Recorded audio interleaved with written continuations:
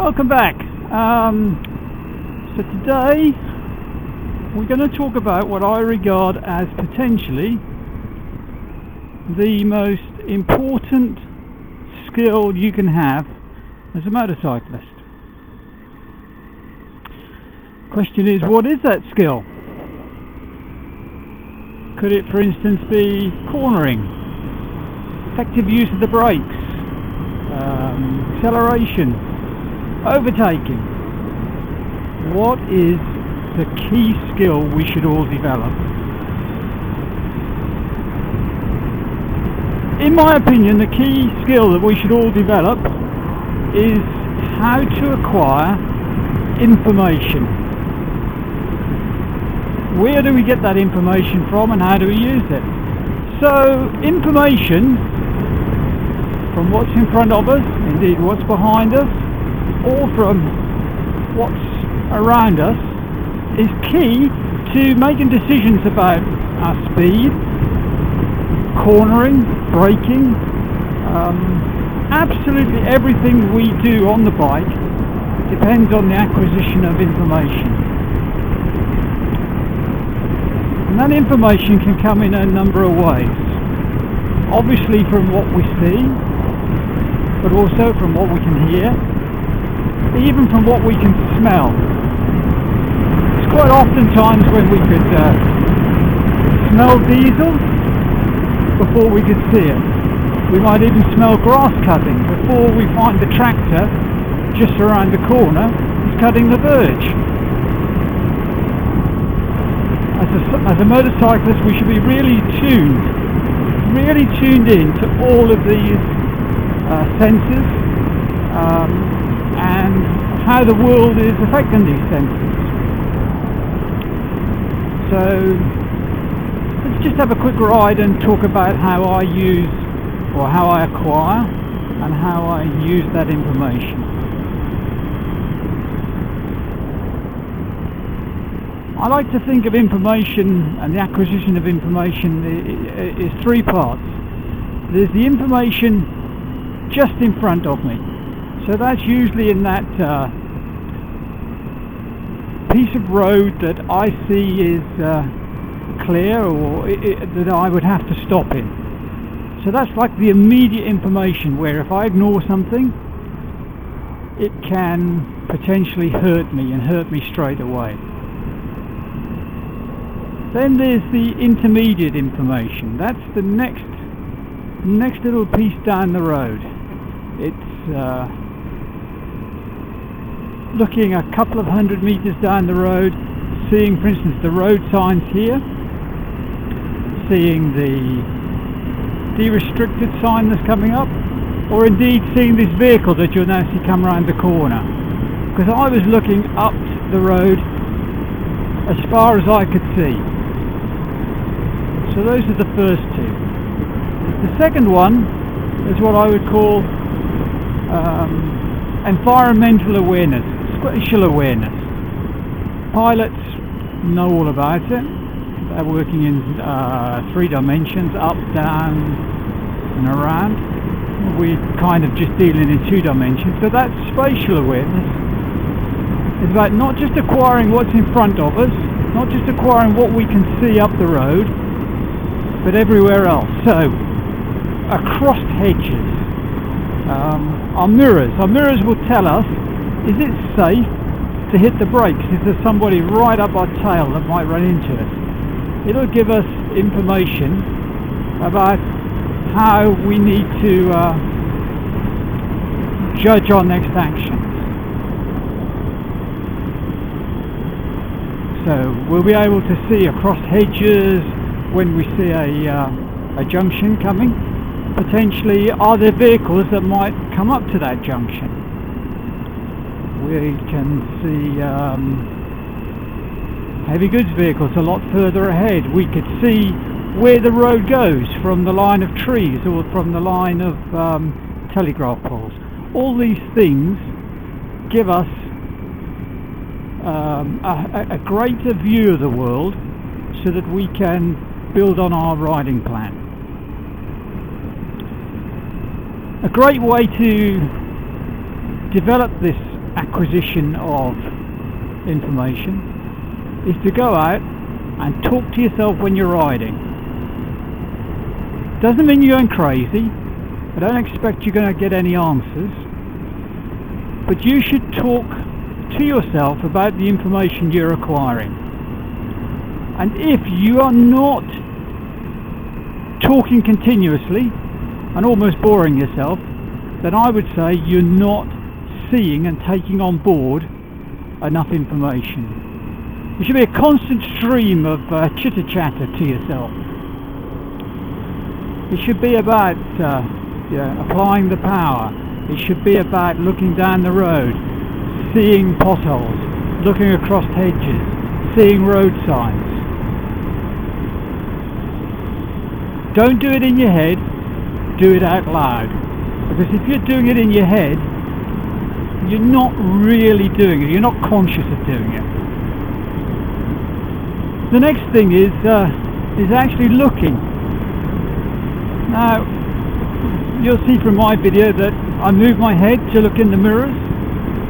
I also do it when I'm looking across hedges down the road.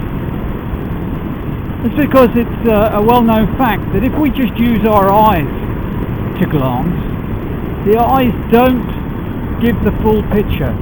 The eyes actually take part of the picture, but in the movement there are little moments when there are blanks that goes look blank, look blank, look blank, and the rest of it is all just filled in by the mind. But if you move the head, you're much more likely to build up a complete picture of what it is you want to see. So try and get used to moving the head to the mirrors, up the road, across the hedges. I believe it's what fighter pilots are taught, to actually scan by moving the head. That way they don't miss the little bits that are in the blank spots from just moving their eyes. The next thing is scanning up and down the road. Look up the road but then come back. Always change from as far as you can see down the road and then come back. But don't focus just on the road ahead. You should be looking past that. That'll take the bike where you want to go. You'll have seen as I'm chatting here, my head is on the move all the time. If, for instance, coming over the brow of the hill, I'm scanning as far ahead as I can, which is the brow of this hill under the oak tree. Checking my mirrors, there's nothing behind me. Positioning for the corner so I get an early view. And now the road is open to me, but now I'm looking across to my left because I can just about see over the hedge tops to see if there are any vehicles coming, which allows me then to straighten out that piece of road. Coming back to the near side now, there's a junction on the right indicated by that road sign. And don't forget road signs. They're such a great source of information for you. And that's not just the ones on posts. It's the ones on the road, it's the ones in the hedges. They're put up to give you information and everybody who uses the roads information to make the roads safer. The more signage, the more writing there is on the road, the more there's a need for you to take on board that information, because potentially something happened there before, and the road designers don't want the same thing to happen again. So I'm now coming up to another left. I can see in the distance there's a skip lorry. There's nothing coming at the moment, but at the speed I'm at I don't need to wrong side the road. I had a quick glance over to the left and there was nothing coming through. I'm back to the near side with a mirror check. Junction on the left, oncoming traffic on the side of the road. Junction is empty. As I come round, the road's going to open up here. Just another bend, and there I can see the road is clear, so we can just straighten out this bend. Going to go out to the middle of the road now for a better view around this left-hand bend. Got a warning sign of a crossroads, so I'm going to be aware of that straight away. Checking the crossroads. I can see the road coming from the left, nothing there, so I'm concentrating now on the right. Nothing there, road is clear.